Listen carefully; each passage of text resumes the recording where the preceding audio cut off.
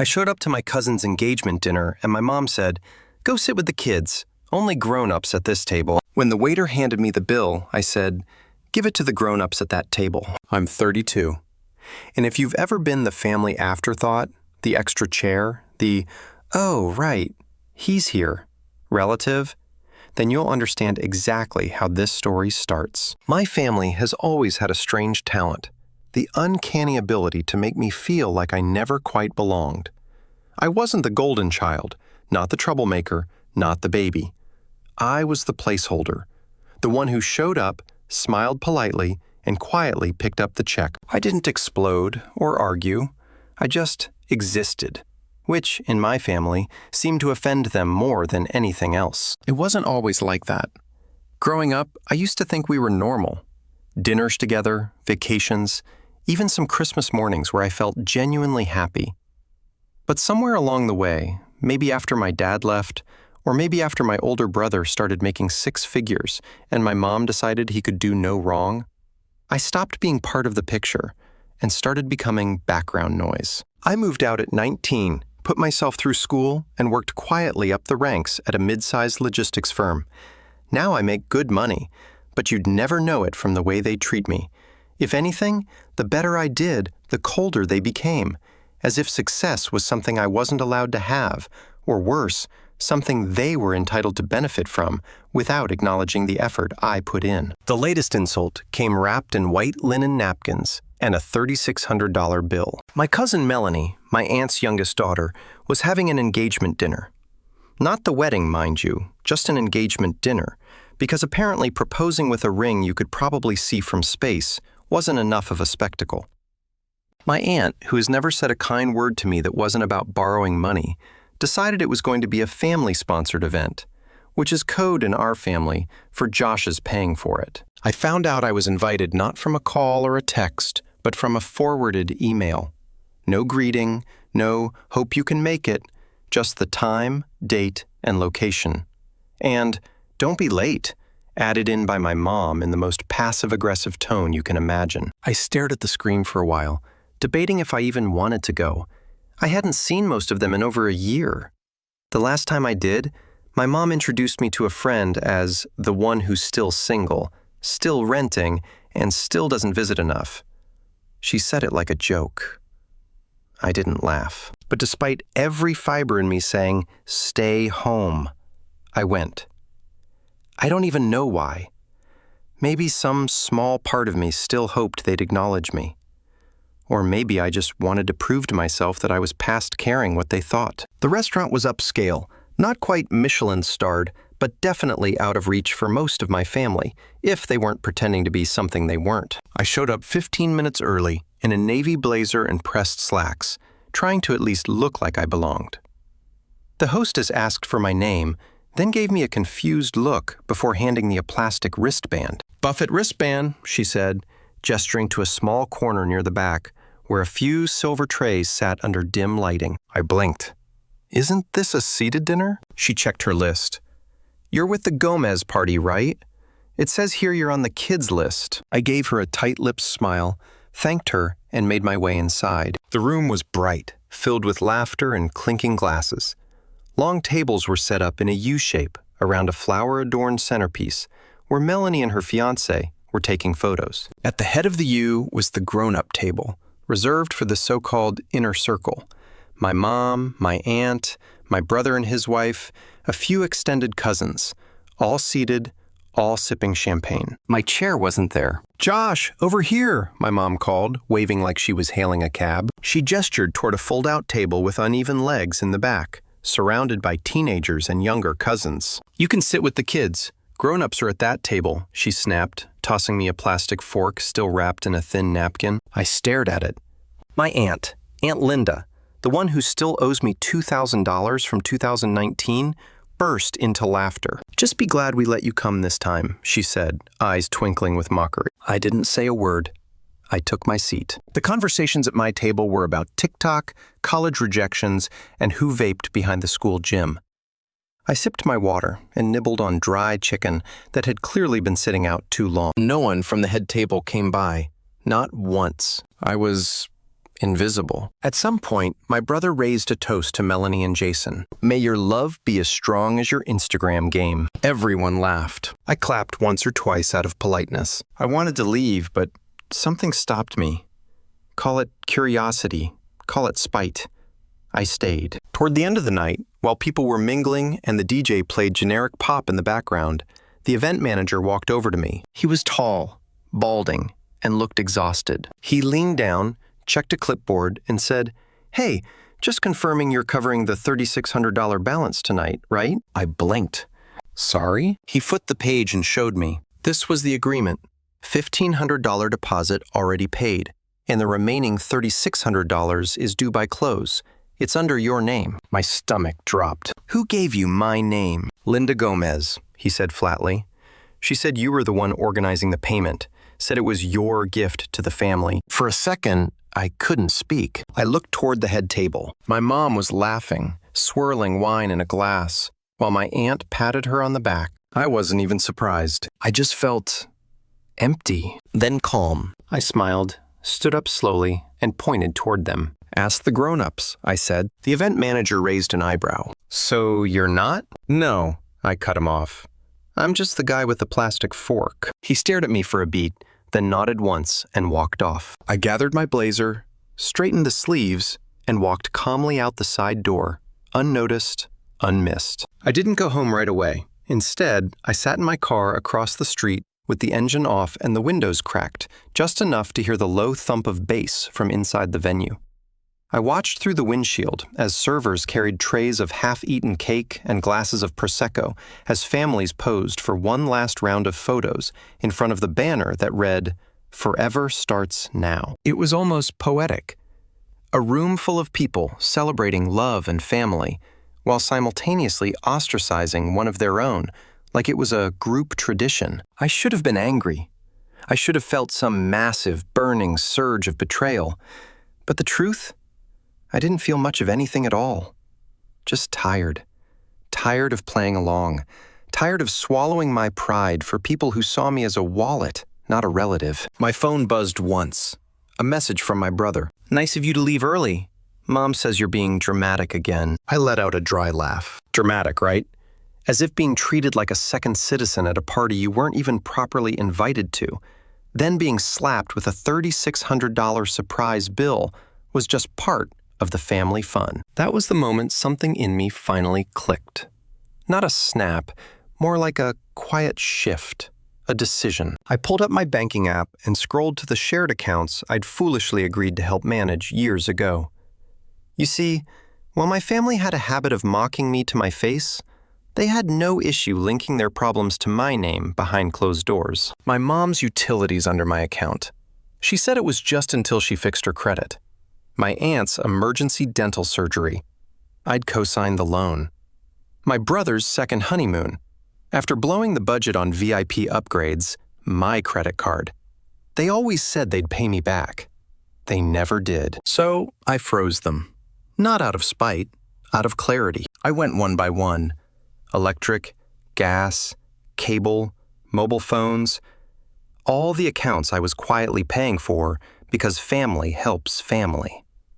I turned them off, canceled them, removed my name, and in the cases where I could, scheduled official account closures.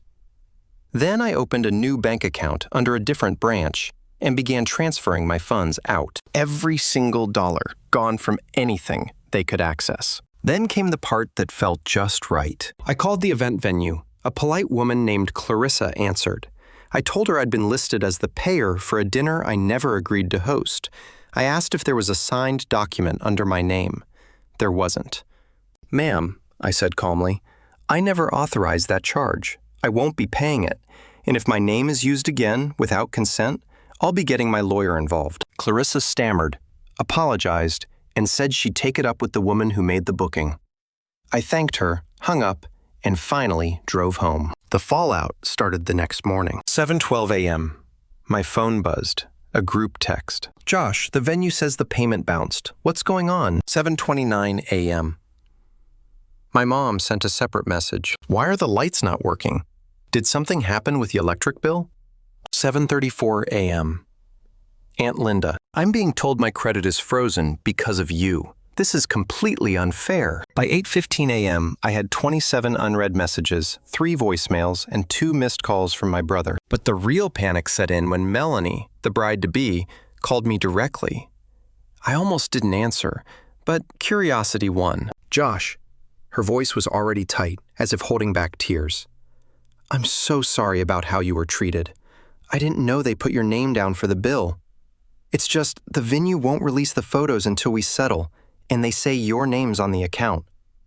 Could you maybe just cover it and we'll sort it out later? I paused. I sat at a fold-out table, Mel, I said, my tone flat, with a plastic fork. You posted 100 photos and I wasn't in one.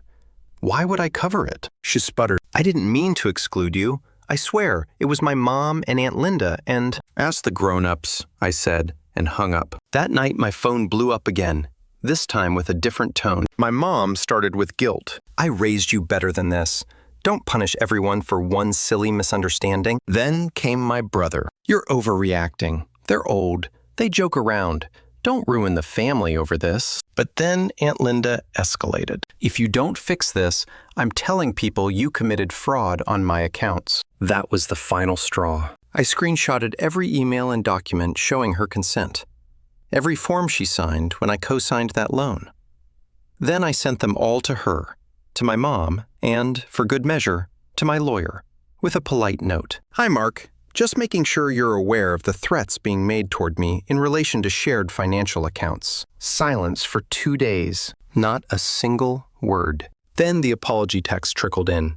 Weak ones. Conditional ones. Sorry if you felt excluded. We didn't mean to make you uncomfortable. Let's just talk this out. But the best message, the one that truly made me sit back and smile, came from Clarissa, the event manager. She forwarded an email from my aunt, frantically asking to put the remaining $3,600 on her own card. It bounced 3 times. According to Clarissa's note, the balance is still outstanding. We've begun adding late fees. I leaned back in my chair, sipping coffee, and felt a strange peace I hadn't known in years. I wasn't the wallet anymore. I wasn't the placeholder. I was just done. And then, just when I thought it was over, just when I was getting used to the sound of silence, a knock came at my door. It was my mom, red-faced, eyes puffy, holding an envelope. And that is where things really started to unravel. I stared at the door for a long moment before opening it. There was a part of me, small, childish maybe, that still hoped this was going to be the moment. That my mom was going to say something real. Something like, I'm sorry. We treated you horribly. We took you for granted. We were wrong. But the moment I opened the door and saw her face, I knew better. She wasn't here for reconciliation. She was here for damage control. Josh, she said, giving me a tight smile that didn't reach her eyes.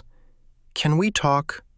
She held up the envelope like it was some kind of peace offering. I didn't say anything, just stepped aside, letting her walk in. She moved like someone who owned the place, like this was still her territory, even though she hadn't visited once since I bought it 3 years ago. She sat on the edge of the couch like she was perched on a throne that didn't fit her anymore. She handed me the envelope. I opened it expecting a handwritten note or a check. It was a printout of the venue invoice. Unpaid, $3,600, plus a $400 late fee. I looked at her. She cleared her throat, clasped her hands like she was praying, and gave me this carefully rehearsed sigh. I know things got tense, but this has gone too far, she began.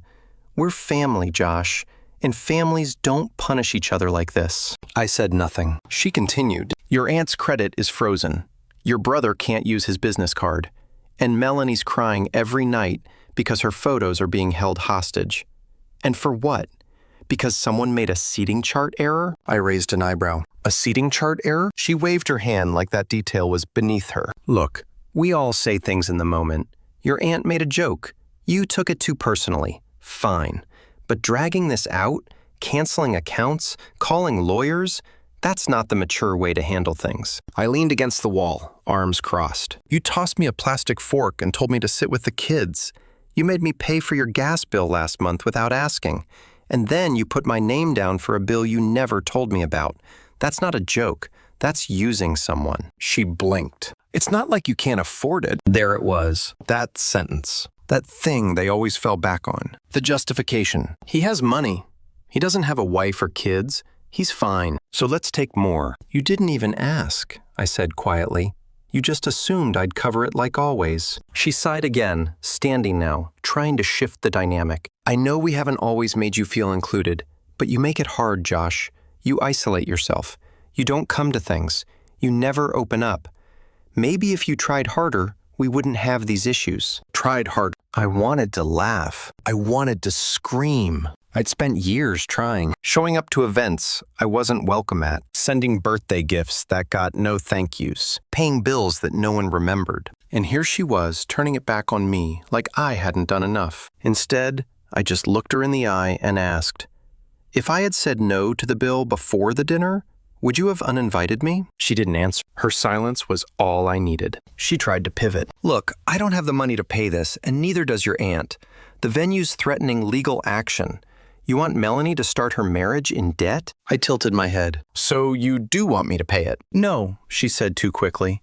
I'm asking you to help, to do the right thing. I stepped forward, took the invoice, and slowly ripped it in half. Not out of anger, deliberately. Slowly. A controlled break. Her mouth fell open. Josh, I'm not your wallet, I said, my voice low but steady. I'm not your safety net. I'm not your scapegoat. I'm your son. But I don't think you've seen me that way in years. She scoffed. So what? You're cutting us all off? Over a party? I shook my head. Not over a party. Over a pattern. One I'm finally done participating in. She stood frozen for a moment. Then, like she couldn't handle being on the back foot, she reached for the classic script, the one she used when I was a teenager and didn't want to lend her my paycheck for groceries she never bought. You think you're so perfect, huh?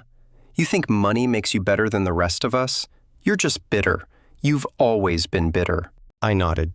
Maybe, but I'm not broke. And I'm not begging my son to fix a mess I created. That one landed. She stepped back like she'd been slapped, blinking too fast. Get out, Mom. She opened her mouth again, probably to say something sharp, something designed to cut, but saw the look in my eyes and stopped. She left without another word. That was 3 days ago. Since then, the silence has been deafening. No group chats, no late-night passive-aggressive messages, just stillness. I haven't heard from my brother or my aunt or Melanie. I imagine they're scrambling to figure out how to pay the bill. Or maybe they're too embarrassed. Maybe, just maybe, they're finally starting to understand that I'm not their backup plan. But last night, I got a new text from an unknown number. Josh, it's Jason, Melanie's fiancé.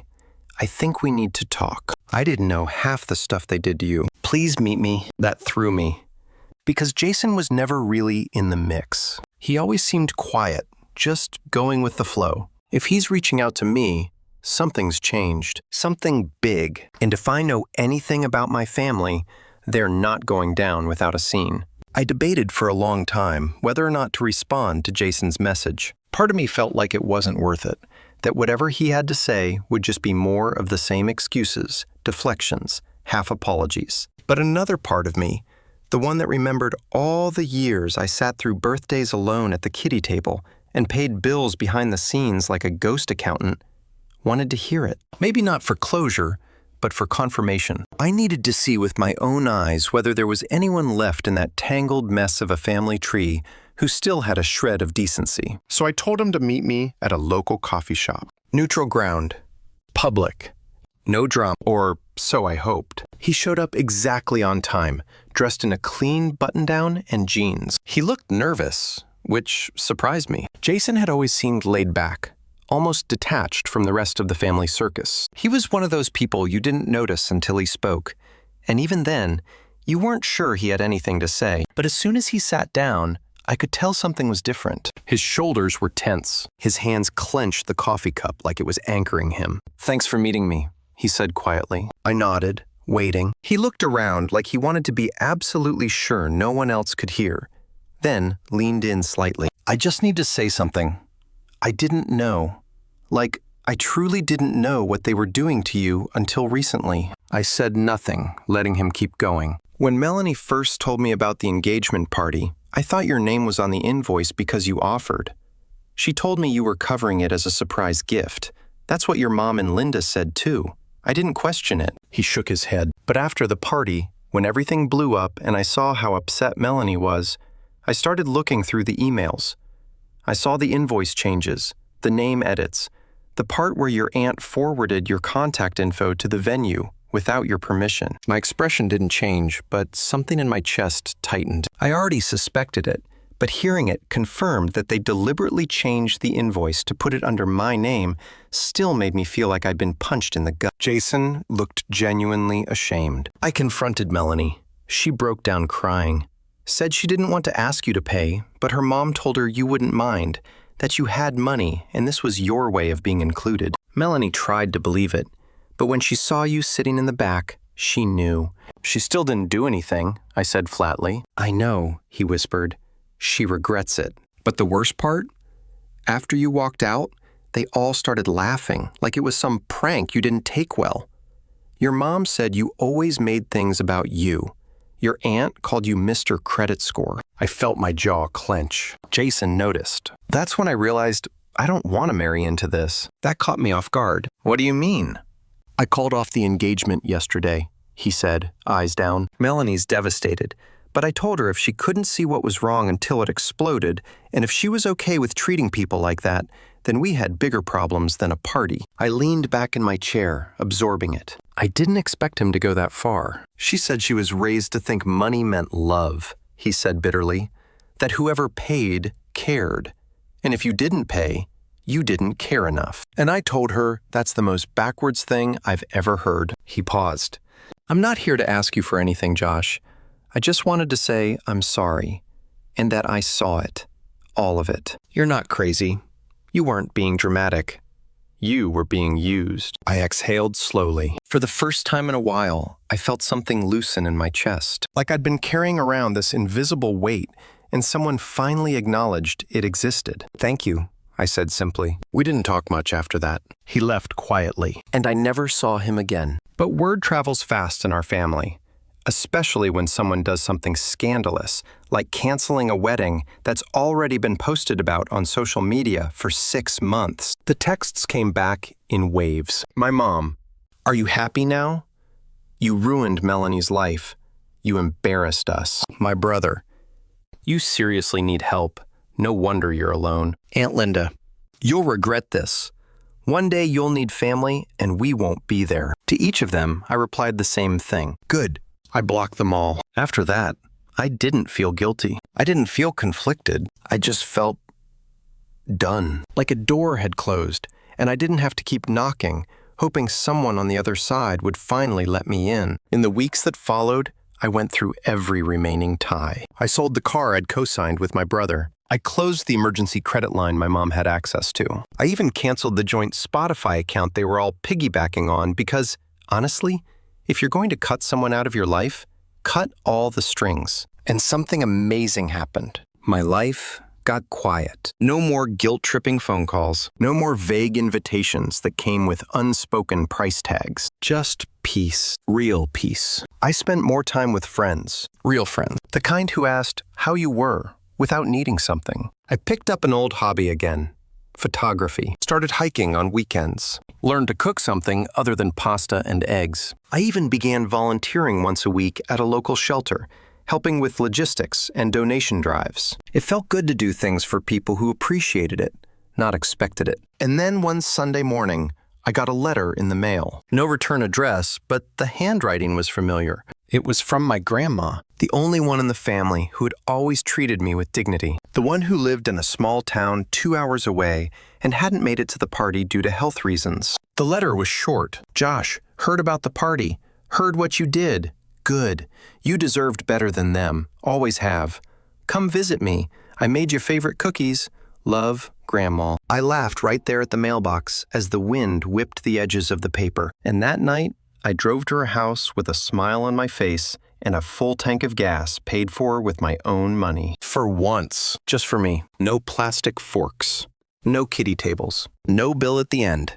Just a chair waiting by the fire next to someone who always knew my worth, even when the rest of them pretended not to. I wasn't the placeholder anymore.